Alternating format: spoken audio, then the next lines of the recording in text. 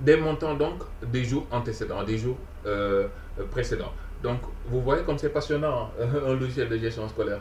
On a mis presque 1 heure de temps sur la formation de la gestion financière seulement. Alors, si c'est 1 heure de temps qu'on a mis à la formation, imaginez le nombre de jours et d'années que ça m'a pris pour concevoir ce logiciel. Voilà, donc, alhamdulillah, santé à les petits santé sur le bord. Voilà, et donc on en revient ici. Comme vous avez vu, automatiquement, il vous donne ça. Donc là, regardez la situation financière. Donc, le solde actuel, c'est 145 000, c'est-à-dire ce sont les nouvelles inscriptions financières. Et là, vous avez donc le solde total. Donc, pour ce qui est donc d'aujourd'hui, encaissé. Donc, au total, ce sont donc les dates. Donc, si vous prenez donc les 20 000 d'aujourd'hui, vous prenez les 30 000, 35 000 d'aujourd'hui et les 45 000 d'aujourd'hui. Donc, le logiciel vous donne donc 105 000 francs comme total. Voilà, donc, et là, c'est la date du. Donc, si je veux interroger le logiciel sur une date quelconque, je viens, je veux auditer ou bien je veux contrôler ma caissière. Comme je vous l'avais dit, donc tout à l'heure, ici, je sors, je viens ici dans modalité, je viens dans date, je vais mettre la date du 14-12-2024, je valide, je sors et automatiquement, regardez ce que le logiciel va vous donner donc. Je valide, j'attends un peu, il est en train donc de chercher dans toutes les classes quelles sont les opérations financières qui ont été effectuées. On attend. On attend. Et voilà, comme vous avez vu, donc j'ai juste interrogé une date, automatiquement le logiciel me dit que ce qui a été encaissé dans toutes les classes c'est 40 000. Donc ce sont les 40 000 qu'on avait fait tout à l'heure. Les GNAC, ramenez le nerf de deuil. Parce que là, on est juste en version formation à distance. Le logiciel BIM, si je l'ai formé, dina jël lu mu ñëw ñaari fan ba ñetti fan. Mais nag li si des li gën a duuf ci nag bi xajul ci cin bi dañ koy denc ba le 25 janvier 2025 nga xam ne fa la ñu war a defee la formation en présentiel. Formation boobu nag lañ wax ne que képp ku bëgg utiliser logiciel bi déjà mën na def sa contribution pour cette formation maanaam day inscrire pour cette formation. Logiciel bi c'est gratuit mais nag il faut nga def formation pour yenn secret yi nga xamante ne du ma leen ko wan ci vidéo bi ngeen mën ko xam loolu lu am solo la.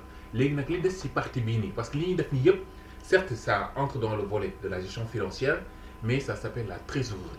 Léegi nag ñu ñëw dugg ci la vraie comptabilité ngeen xool affaire yi nu muy demee dëgg-dëgg.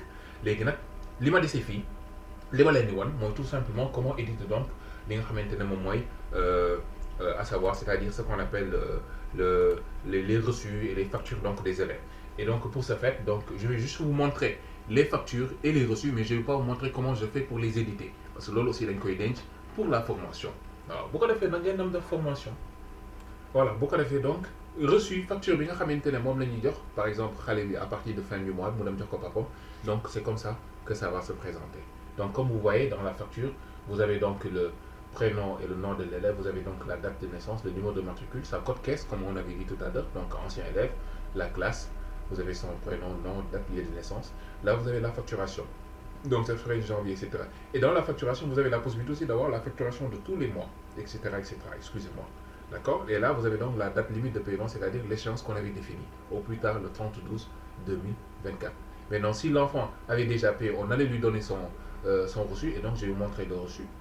Voilà, et pour le reçu donc de l'élève, si toutefois l'enfant a déjà payé, voilà ce que ça donne.